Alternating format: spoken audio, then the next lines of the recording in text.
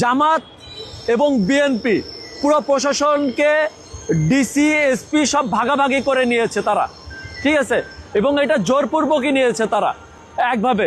তাহলে তারা যেহেতু জোরপূর্বকভাবে তারা পেশি শক্তি, রাজনৈতিক শক্তি ব্যবহার করে তারা প্রশাসনকে দখলদারিত্ব করে নিয়েছে। সেই জায়গা থেকে আপনারা যখন দেখেন যে ডেইলি স্টারকে ভাঙার জন্য, প্রথম আলোকে ভাঙার জন্য শিবিরের রাজশাহী বিশ্ববিদ্যালয়ের সভাপতি আম্বার যখন সরাসরি বক্তব্য দেয় এবং ডাকসুর যারা হচ্ছে শিবিরের প্যানেলের থেকে ডাকসু নির্বাচিত হয়েছে সেখান থেকে তারা যখন ছায়ানট ভাঙার জন্য সরাসরি বক্তব্য দেয়, তাদেরকে ধরা হয় না, কিন্তু ভিডিও ফুটেজে সাধারণ জনগণ যারা তাদের কথায় উৎসাহিত হয়ে, অতি উৎসাহিত হয়ে যারা সেখানে গিয়েছিল তাদেরকে অ্যারেস্ট করে এবং তাদেরকে শাস্তি দেওয়া হচ্ছে। সেখান থেকে অবশ্যই বোঝা যায় যে এই দেশটা আবারও সেই আগের মতো আছে।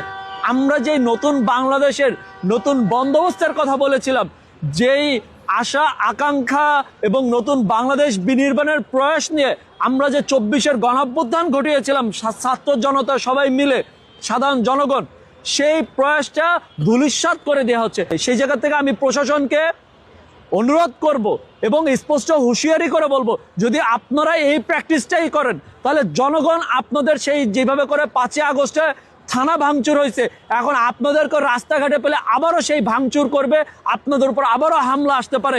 এটার জন্য আপনারা সাবধান হয়ে যান।